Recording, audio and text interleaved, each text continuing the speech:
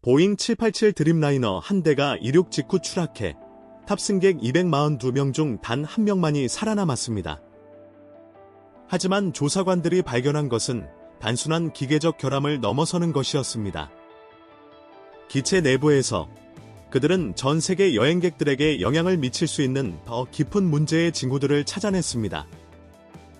이 최첨단 항공기의 미묘한 설계상 허점이 항공산업 전반에 더 큰 문제를 시사하는 것일까요?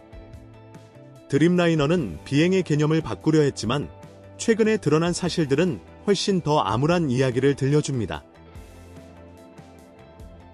1. 부상.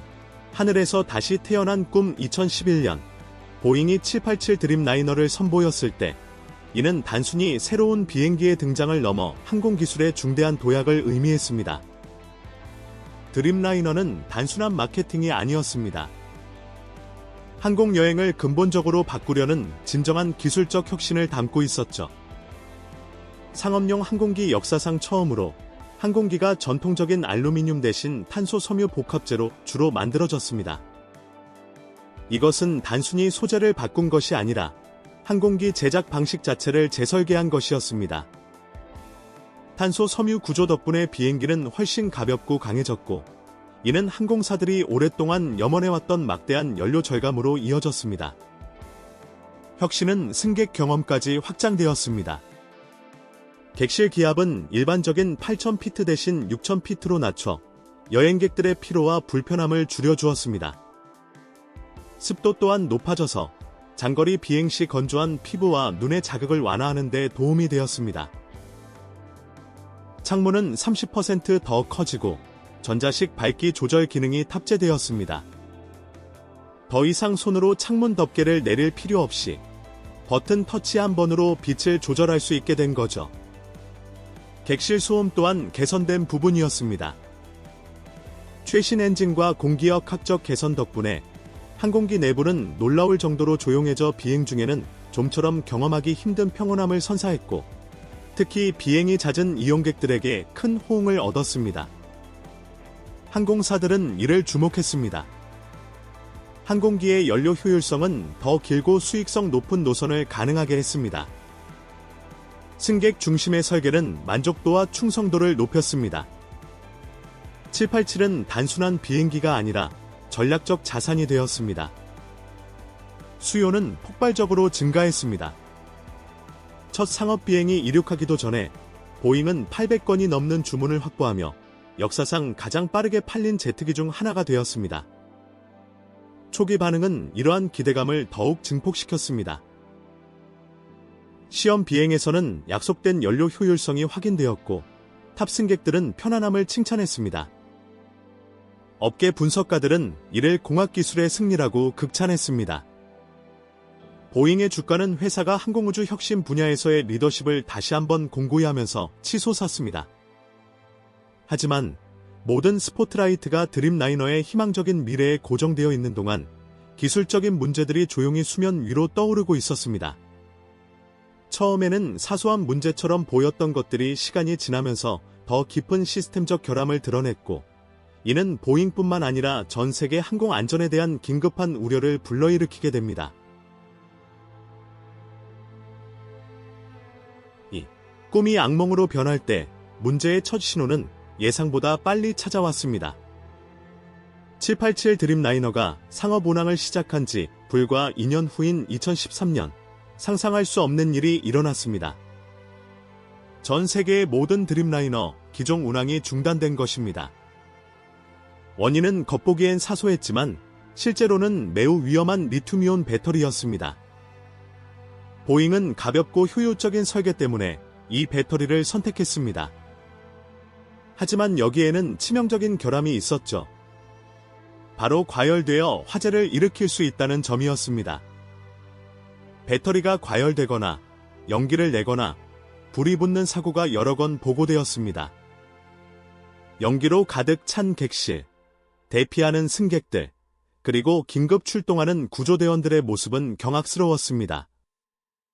일본 항공 소속 항공기에서는 배터리 화재로 비상대피하는 소동이 벌어졌고, 또 다른 사례로 에티오피아 항공의 787기는 런던 히드로 공항에 주차된 상태에서 화재가 발생했습니다. 이것은 단발적인 기술적 결함이 아니었습니다. 심각한 안전 위협이었죠. 미 연방항공청 FAA는 전 세계 모든 787 기종의 운항을 중단시키는 이례적인 조치를 취했습니다. 보잉은 배터리 시스템 전체를 재설계하고 새로운 안전 경납 장치와 열보호 장치를 구현해야만 했습니다. 그 비용은 수천억 원에 달했습니다. 보잉은 대중에게 문제가 해결되었다고 안심시켰습니다.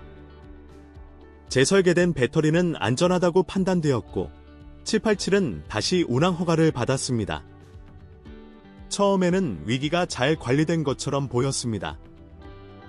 하지만 이것은 불안한 흐름의 시작에 불과했습니다. 2020년부터 2024년 사이에 보잉은 사소한 오류를 훨씬 뛰어넘는 심각한 구조적 결함으로 인해 드림라이너 인도를 반복적으로 중단했습니다. 120대가 넘는 항공기가 소위 그림자 공장이라 불리는 주 생산 라인과 분리된 시설로 보내져 결함이 비밀리에 수정되었습니다. 핵심 문제는 동체의 이음새, 즉 항공기의 각 부분을 연결하는 매우 중요한 부위에 집중되었습니다. 이 이음새에 조금이라도 문제가 생기면 중대한 위험을 초래할 수 있습니다. 그럼에도 불구하고 보잉은 이 치명적인 부위에 알려진 결함을 가진 항공기를 계속해서 인도했습니다. 그러다 2025년 3월, 미 연방항공청은 이번에는 전방 압력 격벽에 관한 또 다른 긴급 지침을 발표했습니다. 이 부품은 객실의 압력을 유지하는 데 필수적입니다. 순항 고도에서 이 부품의 고장이 발생하면 승객과 승무원이 대응할 수 있는 시간은 단 몇 초에 불과합니다. 조사관들은 잘못 정렬된 드릴 구멍, 부적절한 크기의 리벳, 그리고 설계 기준에 미치지 못하는 부품들 같은 부실한 조립 관행의 흔적들을 발견했습니다. 미 연방항공청은 이러한 결함들이 해결되지 않은 채 누적될 경우 치명적인 구조적 붕괴로 이어질 수 있다고 경고했습니다. 하지만 가장 충격적인 사실들은 아직 드러나지 않았습니다. 3. 내부에 숨겨진 위험들. 조사관들은 피닉스 공항에서 정기 점검을 하던 중 놀라운 사실을 발견했습니다. 기술자들이 주차된 787 항공기에 보조 동력 장치를 작동시켰을 때였습니다. 갑자기 비상시를 위한 램 에어 터빈, 줄여서 RAT, 라고 불리는 장치가 예기치 않게 전개되었습니다. 이 장치는 비행 중 전력이 완전히 차단되었을 때만 작동해야 하며 항공기가 지상에 정지해 있을 때는 절대 작동해서는 안 되는 장치입니다.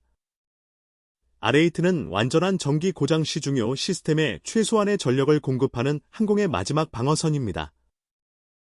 이것이 지상에서 전개되었다는 것은 항공기 시스템이 완전한 전력 손실을 잘못 감지했다는 것을 의미했습니다. 원인은 중앙 전력 변환 장치의 결함으로 추적되었는데 이 장치가 잘못된 신호를 보내 비상 대응 시스템을 작동시킨 것입니다. 만약 이것이 비행 중에 발생했다면 자동 조종 장치가 해제되고 항법 시스템이 고장나며 통신 연결이 끊어지는 등 심각한 결과를 초래할 수 있었습니다. 이것을 더욱 경악스럽게 만든 것은 조사관들이 다음에 발견한 사실이었습니다. 보잉은 이미 테스트 중에 이 문제를 인지하고 있었습니다. 그들은 RAT가 이유 없이 전개될 수 있다는 것을 알고 있었던 것입니다. 하지만 경고나 리콜 또는 소프트웨어 수정을 발표하는 대신 회사는 이 결함을 조용히 덮었습니다. 항공사에는 어떠한 경고도 보내지지 않았습니다. 비행 중 잠재적인 결과를 초래할 수 있는 알려진 결함을 은폐하기로 한 선택은 심각한 우려를 낳았습니다. 그리고 조사가 확대되면서 훨씬 더 충격적인 사실들이 드러났습니다. 잠깐 분위기 전환. 영상이 재미있으셨나요? 계속하기 전에 종 모양 알림 버튼을 누르고 친구들과 공유하고 아직 안 하셨다면 구독 버튼도 꼭 눌러주세요. 저에게 정말 큰 힘이 되고 앞으로 더 멋진 콘텐츠로 보답할 것을 약속드립니다. 4. 압력 격벽 결함 모든 787 항공기의 조종석 뒤에는 전방 압력 격벽이라는 중요한 부품이 있습니다. 이 부품은 공기가 희박해 숨을 쉴 수 없는 순항 고도에서 객실 압력을 유지하는 역할을 합니다. 한 점검 과정에서 기술자들이 단열재를 제거하자 충격적인 결함들이 드러났습니다. 잘못 뚫린 드릴 구멍, 규격에 맞지 않는 크기의 리벳, 그리고 일부는 너무 짧아서 하중을 지탱하는 구조물에 닿지도 않는 것들이었습니다. 몇몇 부분에서는 이미 내부 부식이 시작되고 있었습니다. 한 유럽 구조 전문가는 12,000m 상공에서 격벽에 단 하나의 틈이라도 생기면 객실 압력이 몇 초 만에 급격히 떨어질 수 있다고 경고했습니다. 그런 고장이 발생하면 승객과 승무원은 의식을 잃기까지 단 15에서 20초의 시간밖에 없습니다. 산소 마스크가 제때 전개되지 않을 수도 있고 승무원이 비상 강화를 시작하지 못할 수도 있습니다. 이것은 일회성 문제가 아니었습니다. 보잉의 사우스캐롤라이나 공장에서 만들어진 다른 항공기들에서도 유사한 결함이 발견되었습니다. 이 공장은 이전에도 납기일을 맞추기 위해 생산을 서두르고 검사를 누락했다는 비판을 받은 고지였습니다. 미 연방항공청은 비상지침으로 대응했습니다. 787을 운항하는 모든 항공사의 단열재를 제거하고 전방 격벽을 외부 점검만이 아닌 완전한 내부 분해를 통해 전수 검사하라고 요구한 것입니다. 보잉은 어떠한 사고도 발생하지 않았다며 조사 결과를 축소하려 했습니다. 하지만 항공 전문가들은 비극이 발생할 때까지 그러한 결함을 무시하는 것은 위험한 사고방식이라고 경고했습니다. 이것들은 미룰 수 있는 문제가 아니라 즉각적인 조치가 필요한 문제들입니다. 5. 전자장비실 누수 13시간의 국제선 비행을 마친 후 정기점검을 하던 중 기술자들은 객실 바닥에서 이상한 얼룩을 발견했습니다. 처음에는 단순한 결로 현상으로 치부했지만 추가 조사를 통해 훨씬 더 심각한 문제가 드러났습니다. 물이 바닥을 뚫고 바로 아래에 있는 전자장비 및 기기실로 새어 들어간 것입니다. 이곳은 모든 제어 회로, 전원 공급 장치, 항법 시스템, 그리고 안전 장비가 모여있는 항공기의 신경 중추입니다. 이곳은 어떠한 습기로부터도 완벽하게 차단되도록 설계되어야 합니다. 미 연방항공청은 한 항공사가 보잉 787의 조종석에서 젖은 카페토를 발견했다고 밝혔습니다. 화장실, 식수 시스템, 그리고 배수 부품에서 물이 새어나와 여러 층을 뚫고 중요한 전자 시스템에까지 도달했던 것입니다. 보잉은 이 문제를 처음부터 알고 있었습니다. 내부 기술자들은 초기 생산 단계에서 이미 우려를 제기했습니다. 하지만 보잉은 근본 원인을 해결하는 대신 임시 방편을 선택했습니다. 배수 구조를 일부 수정하고 더 잦은 검사를 요구하는 지침을 내렸습니다. 그들은 문제가 존재한다는 것을 인정했지만 제대로 해결하기를 거부했습니다. 위험은 단순히 물 자체에만 있는 것이 아닙니다. 물에는 오염 물질, 즉 먼지, 박테리아, 그리고 조립 과정에서 나온 미세한 금속 입자들이 섞여 있습니다. 이러한 물질들이 습기 및 고전압 전기 시스템과 접촉하면 35,000피트 상공에서 단락, 신호 간섭, 그리고 잠재적으로는 시스템 고장을 일으킬 수 있는 조건을 만듭니다. 6. 통신 두절. 아마도 가장 무서운 사실은 미 연방항공청이 787의 통신 시스템에 대해 발견한 내용일 것입니다. 초단파, 발레프, 무선 통신 장비가 승무원의 어떠한 조작도 없이 활성 모드와 대기 모드 사이를 오갔습니다. 조종사들은 아무런 경고 없이 갑자기 항공교통관제소와 연락이 두절될 수 있었던 것입니다. 미 연방항공청은 이 문제를 공개 의견 수렴에 붙이며 승인되지 않은 주파수 변경은 비행 승무원과 항공교통관제소 간의 통신 두절로 이어질 수 있다고 밝혔습니다. 대중의 반응은 신뢰의 위기가 얼마나 깊어졌는지를 보여주었습니다. 한 익명의 댓글은 이렇게 쓰여 있었습니다. 승객 안전보다 이익을 우선시하는 보잉의 전력을 감안할 때 돈을 준다고 해도 그 회사 비행기는 타지 않을 겁니다. 보잉의 가장 큰 고객 중 하나인 카타르 항공은 미 연방 항공청이 권고한 소프트웨어 패치를 설치한 후에도 문제가 계속되었다고 확인했습니다. 가장 큰 고객사가 공개적으로 지속적인 안전 문제를 인정할 정도면 상황이 얼마나 심각한지 알 수 있습니다. 이것들은 단발적인 사고가 아니었습니다. 보잉이 대중에게 숨겨왔던 체계적인 문제의 패턴을 드러낸 것입니다. 미 연방항공청의 개입 후에도 계속되는 통신 시스템 고장에도 불구하고 항공사들이 787 운항을 계속해야 한다고 생각하시나요? 여러분의 생각은 어떠신가요? 7.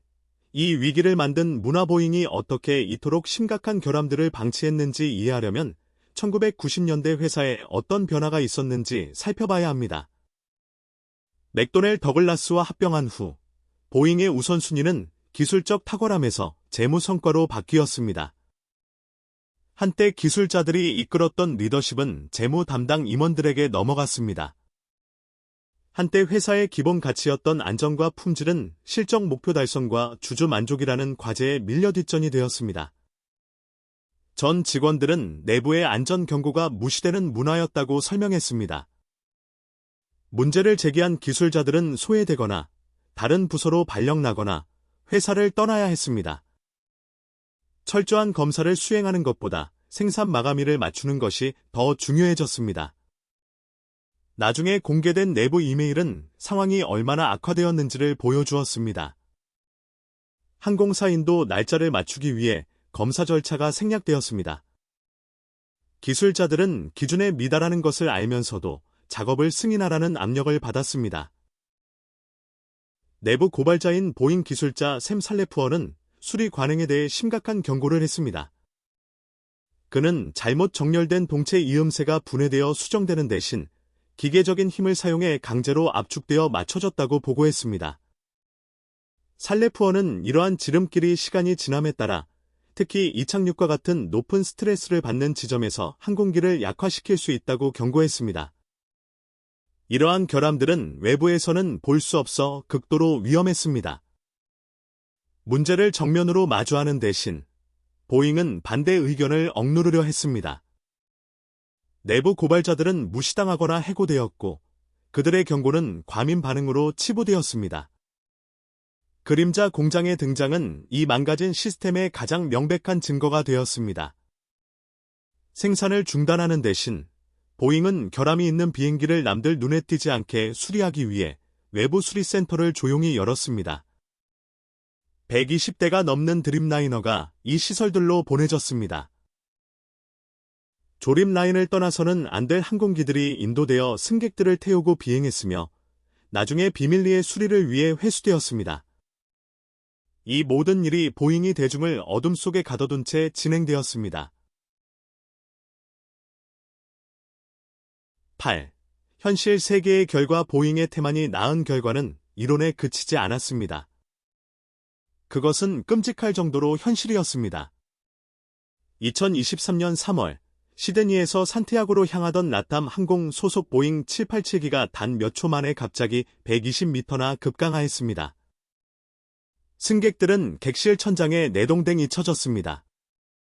승무원들은 심각한 부상을 입었습니다. 항공기는 오클랜드에 비상 착륙해야 했습니다. 최악인 점은 무엇이었을까요? 비행 제어 시스템에서 어떠한 오류 경고도 울리지 않았다는 것입니다. 대기 조건과 결합된 엔진 매개 변수의 작은 변화가 예기치 않은 자동 조종 장치의 반응을 촉발했습니다. 항공기는 안정성을 유지하기 위해 급격히 하강해야 한다고 판단했던 것입니다. 유나이티드 항공의 국내선에서는 하강 중에 기장석이 움직이지 않게 되었습니다. 조종사는 중요한 비행 제어 장치에 손이 닿지 않아 부기장에게 비상 조종을 넘겨야 했습니다. 원인은 닳아버린 잠금 장치였는데 이 부품은 너무 기본적인 것이라 우선 검사 목록에도 없었습니다. 2024년 알래스카 항공의 787기는 비행 중 동체 패널이 분리되는 사고를 겪었습니다. 승객을 태운 채 비행하던 항공기 외부의 일부가 떨어져 나간 것입니다. 이 사건은 비상 착륙으로 이어졌고 보잉의 제조 품질에 대한 의문을 다시 불러일으켰습니다. 이 사건들은 공통점을 가지고 있었습니다. 바로 보잉이 무시했거나 부적절하게 대처했던 예방 가능한 문제들이었다는 것입니다. 미 연방항공청은 마침내 많은 사람들이 의심해왔던 것을 인정했습니다. 더 이상 보잉의 내부 안전평가를 신뢰할 수 없다는 것이었죠. 독립적인 감독이 의무화되었습니다. 항공사들은 제조사의 인증에 의존하는 대신 자체적인 검사를 수행하기 시작했습니다. 경제적 타격은 엄청났습니다. 각 압력 격벽 검사에는 항공기 한 대당 약 $850, 우리 돈으로 약 117만 원의 비용이 듭니다. 미국 내 항공기만 해도 수리 비용과 운항 중단에 따른 손실을 제외하고 검사 비용만 $11만 5천, 우리 돈으로 1억 5,800만 원이 넘었습니다. 하지만 재정적 피해는 훨씬 더 깊었습니다. 항공사들은 자신들의 항공기단 전략을 재고하기 시작했습니다. 많은 항공사들이 보잉의 주요 경쟁 기종인 에어버스 A350으로 주문을 변경했습니다. A350은 문제가 많은 드림라이너보다 더 신뢰할 수 있다는 인식 덕분에 시장 점유율을 높였습니다. 수십 년에 걸쳐 쌓아온 보잉의 명성은 불과 몇 년 만에 무너졌습니다. 새로운 안전 문제가 드러날 때마다 주가는 심하게 요동쳤습니다. 주요 고객들은 공개적으로 보잉의 약속을 신뢰할 수 있는지 의문을 제기했습니다. 위기는 2024년 12월 데이브 카론 최고경영자, CEO,가 사임을 발표하면서 절정에 달했습니다. 그의 사임은 보잉의 리더십이 회사를 괴롭히는 시스템적인 문제를 해결하는 데 실패했다는 것을 인정한 것으로 여겨졌습니다. 9. 실존적 질문. 오늘날 보잉은 개별적인 기술적 문제를 해결하는 것을 넘어서는 실존적인 도전에 직면해 있습니다. 문제는 단순히 결함 있는 리벳이나 소프트웨어 오류가 아닙니다. 이것은 문화와 신뢰성에 대한 근본적인 위기입니다. 업계 전문가들은 점진적인 수정으로는 보잉의 문제를 해결할 수 없다고 점점 더 강하게 주장하고 있습니다. 필요한 것은 재무 성과보다 기술적 탁월함을 우선시하는 완전한 문화적 변혁입니다. 회사는 규제 당국, 항공사, 그리고 승객들과의 신뢰를 다시 쌓아야 합니다. 이를 위해서는 과거의 실수에 대한 전례 없는 투명성과 미래의 실수를 방지하겠다는 진정한 약속이 필요합니다. 일부 항공 분석가들은 보잉이 이전의 시장 지위를 완전히 회복하지 못할 수도 있다고 믿습니다. 한때 항공의 미래로 칭송받았던 드림라이너는 기업의 우선순위가 잘못되었을 때 어떤 결과를 낳는지 보여주는 경고의 이야기로 기억될지도 모릅니다. 10. 앞으로의 과제. 보잉이 나아갈 길은 기술적인 수리 이상의 것을 요구합니다. 그것은 회사가 어떻게 운영되고 무엇을 가치 있게 여기는지에 대한 근본적인 재고를 필요로 합니다. 업계 전문가들에 따르면 보잉은 즉시 몇 가지 중요한 변화를 실행해야 합니다. 첫째, 기술 리더십이 재무 담당 임원들로부터 통제권을 되찾아야 합니다. 항공기 안전에 관한 결정은 분기별 실적이 주된 관심사인 사람들에 의해 내려져서는 안 됩니다. 둘째, 회사는 안전 문제를 제기하는 직원들을 처벌하는 대신 보상하는 문화를 확립해야 합니다. 샘 살레푸어와 같은 내부 고발자들은 침묵당하는 대신 칭송받아야 합니다. 그들의 경고는 미래의 재앙을 막을 수 있습니다. 셋째, 보잉은 과거의 실수와 진행 중인 문제에 대해 완전한 투명성이 필요합니다. 그림자 공장과 비밀 수리의 시대는 영원히 끝나야 합니다. 항공사와 승객들은 자신들이 타는 항공기에 대한 진실을 알 권리가 있습니다. 규제 환경 또한 극적으로 변하고 있습니다. 한때 보잉과 너무 가깝다는 비판을 받았던 미 연방항공청은 이제 모든 787 운항에 대해 엄격한 감독을 유지하고 있습니다. 국제항공당국들은 단순히 미국의 인증을 받아들이는 대신 독립적인 평가를 수행하고 있습니다. 항공사들은 항공기단을 다양화하고 보잉에 대한 의존도를 줄이는 것으로 대응하고 있습니다. 에어버스 A350은 항공사들이 문제가 많은 드림라이너 프로그램의 대안을 찾으면서 상당한 시장 점유율을 확보했습니다. 보잉에게 문제는 개별적인 기술적 문제를 해결할 수 있느냐가 아닙니다. 수십 년에 걸쳐 쌓아 올렸지만 불과 몇 년 만에 파괴된 신뢰를 다시 쌓을 수 있느냐입니다. 회사의 미래는 안전이 언론 보도 자료에서만이 아니라 모든 공장과 이사회에서 내려지는 모든 결정에서 진정으로 최우선이라는 것을 증명하는 데 달려 있습니다. 11. 무시할 수 없는 경고. 보잉 787 드림라이너는 항공기술의 정점을 상징해야 했습니다. 대신 이익이 인명보다 우선시될 때 어떤 일이 일어나는지를 보여주는 냉혹한 경고가 되었습니다. 모든 기술적 결함, 모든 숨겨진 하자, 모든 무시된 경고는 매일 수백만 명의 승객들이 항공사에 두는 신뢰에 대한 배신을 의미합니다. 사람들이 항공기에 탑승할 때 그들은 단순히 교통수단을 사는 것이 아닙니다. 그들은 그 비행기를 만든 기술자들과 임원들에게 자신의 생명을 맡기는 것입니다. 보잉은 가장 근본적인 방식으로 그 신뢰를 위반했습니다. 그들은 위험한 결함을 알고도 숨기기로 선택했습니다. 승객의 안전보다 인도, 일정을 우선시했습니다. 비행 대중을 보호하려는 바로 그 사람들을 침묵시켰습니다. 압력 격벽 결함, RAT, 레이티, 전개 문제, 중요 전자 장비 실로의 누수, 그리고 통신 시스템 고장. 이것들은 별개의 문제들이 아닙니다. 드림라이너 프로그램의 모든 측면에 영향을 미친 안전 문화의 체계적인 붕괴의 증상들입니다. 이 이야기를 정말 소름 끼치게 만드는 것은 모든 항공 전문가들을 괴롭히는 질문입니다. 또 무엇이 숨겨져 있는가? 만약 이 심각한 결함들이 발견되지 않았거나 무시되었다면 저 복합 소재 외피 아래에는 또 어떤 위험들이 도사리고 있을까요? 보잉 787 위기는 단지 한 항공기나 한 회사에 대한 이야기가 아닙니다. 어떤 산업이든 사람의 생명보다 이익을 앞세울 때 어떤 일이 일어나는지에 대한 경고입니다. 적절한 절차 대신 지름길을 택할 때, 너무 늦을 때까지 경고가 무시될 때 말입니다. 매일 비행하는 수백 대의 드림라이너는 더 나은 대우를 받을 자격이 있는 수백만 명의 승객들을 태우고 있습니다.